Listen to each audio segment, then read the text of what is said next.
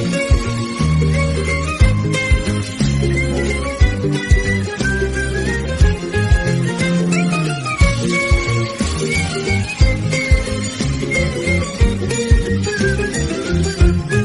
guys, welcome back to our channel. நாம் இன்றைக்கி என்ன பார்க்க போகிறோன்னா இந்த கொரோனா டைமுக்கு ஏற்ற ஒரு குழம்பு தான் பார்க்க போகிறோம். என்னன்னு பார்த்தீங்கன்னா வேப்பம்பு குழம்பு. இந்த வேப்பம்பு குழம்பு ரொம்ப உடம்புக்கு நல்லது. ஸோ நீங்களும் ட்ரை பண்ணி பாருங்கள். அது மட்டும் இல்லாமல் நீங்கள் இப்போ தான் எங்கள் சேனலை ஃபர்ஸ்ட் டைம் பார்க்குறீங்க, சப்ஸ்கிரைப் பண்ணிக்கோங்க. அப்போ தான் நாங்கள் போடுற வீடியோலாம் உங்களுக்கு நோட்டிஃபிகேஷனாக வரும். சரி வாங்க, நான் நம்ம எப்படி செய்யறதுன்ட்டு வீடியோக்குள்ளே போய் பார்க்கலாம். நீங்கள் என்ன செய்ய போகிற? வேப்பம்பூ குழம்பு செய்ய போகிறேன். சளிக்கு, ஜுரத்துக்கு, இருமலுக்கு, கொரோனாவுக்குலாம் நல்லது இது. இந்த வேப்பம்பூ குழம்பு வந்து வாரத்துக்கு ஒரு முறை செய்து சாப்பிட்டிங்கன்னா நல்லது. அதே மாதிரி இந்த வேப்பம்பூ கிடைக்கலன்னு வருத்தப்படாதீங்க. நம்ம மரம் வச்சுருந்தா அங்கேயோ இருக்கும், அந்த பூ எடுத்து நம்மளே குழம்பு கூட வைக்கலாம். அப்படி இல்லைன்னா மார்க்கெட்லேயும் கிடைக்கும், அதே வாங்கி யூஸ் பண்ணிக்கலாம். வாரத்துக்கு ஒரு முறை சாப்பிட்டா நல்லது இது. சரி, எனக்கும் சொல்லித்தரேன் பெரியம்மா வேப்பம்பூ குழம்பு எப்படி செய்யறதுன்னு? சொல்லித்தரேன். சரி வாங்க, நம்ம வேப்பம்பூ குழம்புக்கு தேவையான பொருட்கள்லாம் என்னென்னு பார்க்கலாம். வேப்பம்பூ இது கொஞ்சமாக எடுத்துக்கோங்க, இல்லைன்னா நிறைய எடுத்தால் கசக்கம். இது வெங்காயம், தக்காளி தேவையான அளவு, புளி தேவையான அளவு, பூண்டு தேவையான பூண்டு, இஞ்சி ஒரு துண்டு, கருவேப்பிலை, கொத்தமல்லி, எண்ணெய், கடுகு, வெந்தயம் தேவையான, மஞ்சத்தூள், மிளகாத்தூள் தேவையான, பெருங்காயத்தூள், மிளகுத்தூள், உப்பு. கடாய் வந்து இப்போ நம்ம அடுப்பில் வச்சாச்சு. என்ன பண்ண போகிற பெரியம்மா கடாயில்? இந்த வேப்பம்பூ வறுக்கணும். எதுக்காக வறுக்கணும்? இது அப்போ தான் கசப்பு தண்ணியெல்லாம் போகும், அப்படி நல்லா வாசனையாக இருக்கும். இது வறுத்து எடுக்கணும். இது மாதிரி வேப்பம்பூ வறுத்து எடுத்துட்டு இதுலேயே கொஞ்சம் கருவேப்பிலையும் போட்டுக்கணும். ரெண்டும் போட்டு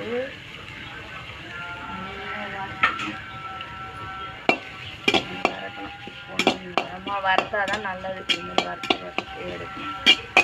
எவ்வளோ நேரம் வதக்கணும்? கொஞ்ச நேரம் அதை வறுக்கிற வரைக்கும் காட்டி நல்லா வறுக்கணும். இது மாதிரி வறுத்து எடுத்து மிக்சியில் போட்டு அரைச்சிக்கணும். மிக்சி இருந்தால் மிக்சியில் அரைச்சிக்கலாம், அம்மிக்கல் இருந்தால் அம்மிக்கல்லையும் அரைக்கணும். இப்போ பார்த்தீங்கன்னா நம்ம அந்த வேப்பம்பூ வறுத்த கடாயே எடுத்து திருப்பி அடுப்பில் வச்சுக்கிறோம். சரி வாங்க, நம்ம ஸ்டார்ட் பண்ணலாம் எப்படி செய்யறதுன்ட்டு. ஃபஸ்ட்டு எண்ணெய் ஊற்றிக்குங்க. ஃபஸ்ட்டு தேவையான அளவு எண்ணெய். கடுகு போடணும். எண்ணெய் காஞ்ச ஒன்று நல்லா எண்ணெய் காயணும், அதுக்கப்புறம் தான் கடுகு போடணும். ஏன்னா அப்போ தான் கடுகு நல்லா பொரியும். தெரியுதா உங்களுக்கு? பொரியுது. பொரிஞ்ச பிறகு அடுத்து என்ன பண்ணணும்? வெந்தயம் போடலாம். வெந்தயம் போடணும். கொஞ்சமாக வெந்தயம் போட்டுக்கணும். வெந்தயம் சேர்ந்த உடனே பூண்டு போடணும். எவ்வளோ சூப்பராக வெடியுது பார்த்தீங்களா? வச்சுட்டு கொஞ்சம் நல்லா வதங்கணும். அது வதங்கின உடனே வெங்காயத்தை போடணும். வெங்காயத்தை போட்டு நல்லா வதக்கணும். நல்லா வதக்கிட்டு நல்லா இருக்குமா இந்த குழம்பு பார்க்க? உடம்புக்குலாம் நல்லது. ஆச்சு சாப்பிட்டாவே நல்லது. சாப்பிடணும். இது எங்கே நம்ம நாட்டில் சாப்பிட்றாங்க. இதெல்லாம் கசப்பாக இருக்காதா? கசப்புலாம் இருக்காது. கசப்பாக இருக்கிறது தான் உடம்புக்கு நல்லது. போடுறோம் கருவேப்பிலை, கொத்தமல்லி எடுத்து வச்சுக்கலாம். கொஞ்சம் கருவேப்பிலை, கொத்தமல்லி. வெங்காயம் வதங்கிச்சு. இப்போ நம்ம தக்காளி போட போகிறோம். தக்காளி போட்டு நல்லா வதக்கணும். நல்லா வதங்கின பிறகு தான் பூலாம் போங்க. லாஸ்ட்டாக வதங்கிறதுக்கு கொஞ்சமாக உப்பு போட்டுக்கலாம். அப்போ தான் நல்லா தக்காளி வதங்கி அந்த சாரெலாம் இறங்கும். தக்காளி நல்லா வதங்கிச்சு. இப்போ நம்ம பெருங்காயத்தூள் போடலாம் கொஞ்சோண்டு.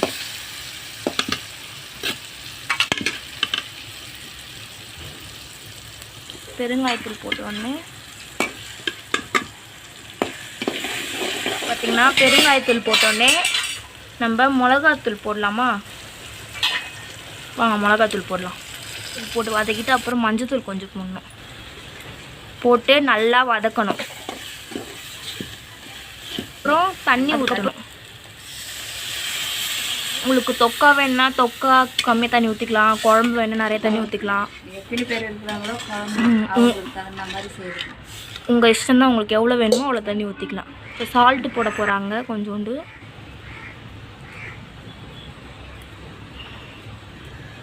உங்களுக்கு பார்க்கும்போதே தெரியும் குழம்பு எவ்வளோ சூப்பராக இருக்குன்ட்டு.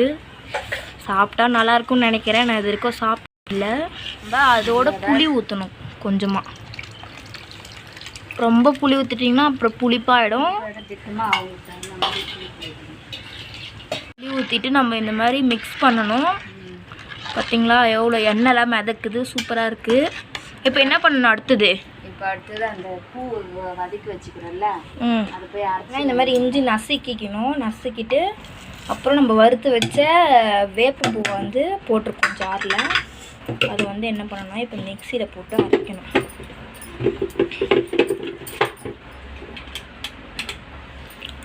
சாரி, சுவிட்சு போடல. தண்ணி ஊற்றி அரைச்சிக்கணும். தெரியுதா எங்கள் பெரியம்மா எவ்வளோ தண்ணி ஊற்றுறாங்கன்ட்டு? பார்த்தீங்கன்னா தெரியும், இந்த மாதிரி அரைச்சிக்கணும் பேஸ்ட்டாக. அப்போ தான் கசப்பு. பார்த்தீங்கன்னா குழம்பு நல்லா கொதிக்குது. இப்போ நம்ம அதில் வந்து இது போட போகிறோம். மிளகு, வேப்பம்பூ அரைச்சி அதில் மிளகு போட்டு போட போகிறோம். இப்போ நம்ம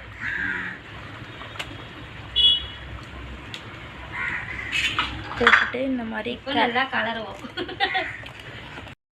மிக்ஸ் பண்ண உடனே தெரியும் உங்களுக்கு எந்த மாதிரி கலரில் இருக்கு. நல்லா கொதிக்குது. எவ்வளோ நேரம் பெரியம்மா கொதிக்கணும்? இது கொஞ்சம் நேரம் கொதிச்சா போதும், இறக்கலாம். சரி, நம்ம கொதிச்சதுக்கப்புறம் நான் உங்களுக்கு காட்டுறேன். 10 நிமிஷம் நல்லா கொதிக்கணும்னு சொல்லுங்கள். உங்களுக்கு இந்த ரெசிபி பிடிச்சிருக்கும்னு நினைக்கிறேன். ஸோ உங்கள் வீட்டில் நீங்களும் செஞ்சு ட்ரை பண்ணுங்கள். ரொம்ப டேஸ்ட்டாக இருக்குது, ரொம்ப நல்லா இருக்குது. அது மட்டும் இல்லாமல் எங்கள் சேனலை சப்ஸ்கிரைப் பண்ணுங்கள். அப்போ தான் நாங்கள் போகிற ஒவ்வொரு வீடியோ உங்களுக்கு நோட்டிஃபிகேஷனாக வரும். தேங்க்யூ. வெங்காயம் வதங்கிச்சு. இப்போ நம்ம தக்காளி போட போகிறோம். தக்காளி போட்டு நல்லா வதக்கணும். நல்லா வதங்கின பிறகு தான் பூலாம் போங்க. லாஸ்ட்டாக வதங்கிறதுக்கு கொஞ்சமாக உப்பு போட்டுக்கலாம். அப்போ தான் நல்லா தக்காளி வதங்கி அந்த சாரெலாம் இறங்கும். தக்காளி நல்லா வதங்கிச்சு. இப்போ நம்ம பெருங்காயத்தூள் போடலாம் கொஞ்சோண்டு.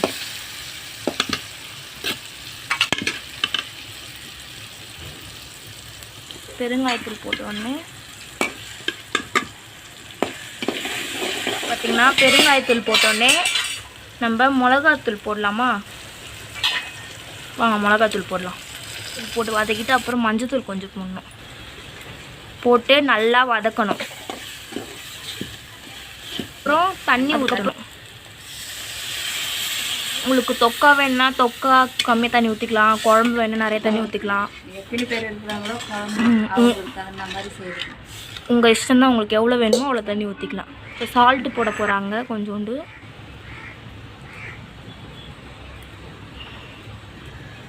உங்களுக்கு பார்க்கும்போதே தெரியும் குழம்பு எவ்வளோ சூப்பராக இருக்குன்ட்டு. சாப்பிட்டா நல்லாயிருக்கும்னு நினைக்கிறேன். நான் இது வரைக்கும் சாப்பிடல. அதோட புளி ஊற்றணும் கொஞ்சமாக. ரொம்ப புளி ஊற்றிட்டிங்கன்னா அப்புறம் புளிப்பாயிடும். புளி ஊற்றிட்டு நம்ம இந்த மாதிரி மிக்ஸ் பண்ணணும். பார்த்தீங்களா எவ்வளோ எண்ணெய்லாம் மிதக்குது, சூப்பராக இருக்குது. இப்போ என்ன பண்ணணும் அடுத்தது? இப்போ அடுத்தது அந்த பூ வதக்கி வச்சுக்கிறோம்ல, அது போய் இந்த மாதிரி இஞ்சி நசுக்கிக்கணும். நசுக்கிட்டு அப்புறம் நம்ம வறுத்து வச்ச வேப்பம் பூவை வந்து போட்டிருக்கோம் ஜாரில். அது வந்து என்ன பண்ணணும்னா இப்போ மிக்சியில் போட்டு அரைக்கணும்.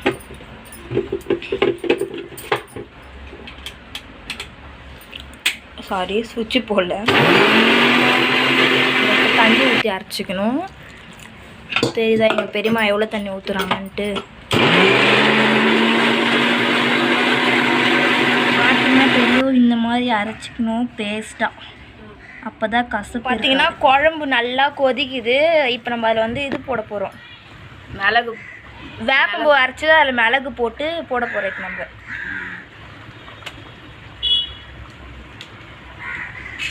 போட்டுட்டு இந்த மாதிரி நல்லா கலருவோம். மிக்ஸ் பண்ண உடனே தெரியும் உங்களுக்கு எந்த மாதிரி கலரில் இருக்கு. நல்லா கொதிக்குது. எவ்வளோ நேரம் பெரியம்மா கொதிக்கணும்? இது கொஞ்சம் நேரம் கொதிச்சா போதும், இறக்கலாம். சரி, நம்ம கொதிச்சதுக்கப்புறம் நான் உங்களுக்கு காட்டுறேன். 10 நிமிஷம் நல்லா கொதிக்கணும்னு சொல்லுங்கள். உங்களுக்கு இந்த ரெசிபி பிடிச்சிருக்கும்னு நினைக்கிறேன். ஸோ உங்கள் வீட்டில் நீங்களும் செஞ்சு ட்ரை பண்ணி சேனலை சப்ஸ்கிரைப் பண்ணுங்கள். அப்போ தான் நாங்கள் போகிற ஒவ்வொரு வீடியோ உங்களுக்கு நோட்டிஃபிகேஷனாக வரும். தேங்க்யூ.